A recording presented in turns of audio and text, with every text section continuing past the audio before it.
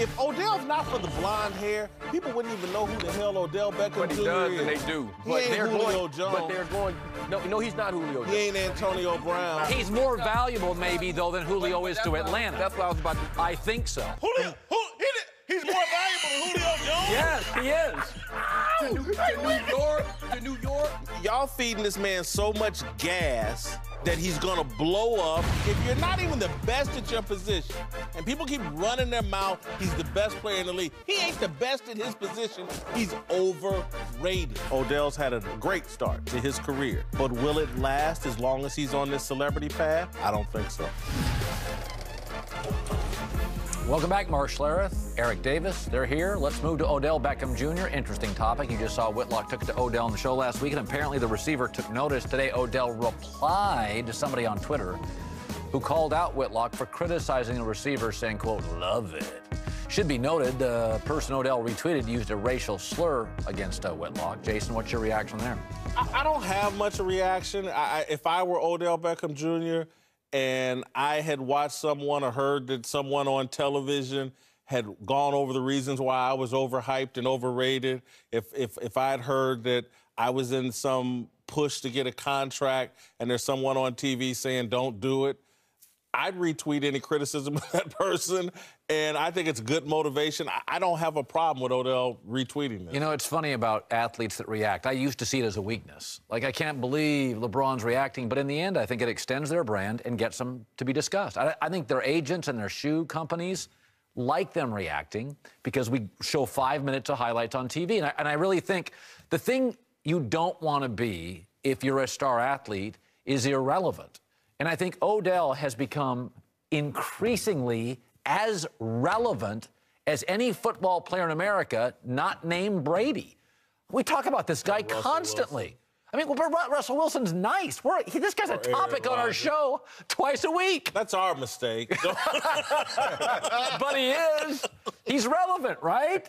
Yeah, that he is. And, you know, when I saw this, you know, my reaction, I was asked what's my reaction to this, and I said, unfortunately, expected. And the reason I say that, it's a lot along the lines of what you were just talking about. When I was playing, the only way you had an opportunity to say something to whatever someone sitting behind the desk was saying to you was when they showed up in Santa Clara to interview you for the game that weekend. Then I could say, you know what, you so-and-so, what you said in that moment about me, you don't know what you're talking about. Now, guess what? Every athlete has a microphone. You can't, behind the desk, you no longer have the microphone last. And everyone has the microphone. And every fan has access to you. Yeah, so you can do the LeBron thing in a passive-aggressive way, say, I love it. I love it. What is it? Do I love the fact that a fan took this much time to put something together? Do I love what it is you said? I can voice my opinion about things and just try to get back at you in one way or the other. Now, what I don't like about it, well, you said it doesn't bother you. Odell's smarter than that. If you want to react, okay, react. But don't react to the one where someone's disrespecting the black man. Don't react to the one and perpetuate that. It may not bother you. I know this kid. That bothers me that he would use that one. This guy's the only guy that put that video out. So no. But still, what I'm saying is that Odell, there are a lot of things that you can react to. He didn't have to react to that. When you see that a black man being disrespected like that. That's my issue. Having a voice and you want it when it's personal, and that's what this is. This isn't about my ball. It's personal. And whenever an athlete, you take a personal dig at someone, they're going to react. I would disagree. I think he's a great player. Is he the best receiver in football? No, he's not. He's a great player. Mm-hmm. The thing I don't understand about the receiver position in general is at what point did they overvalue themselves? They are a dependent position. If 10 other guys don't do their job on a football field, Odell Beckham Jr. can't amount to squat. That's what drives me crazy. Oh, by the way, take a boat trip. But they didn't overvalue themselves. That's the market rate. That's what the market has done. I said I'd like to buy him what he's worth and sell him for what he thinks he's worth. Because I mean, listen.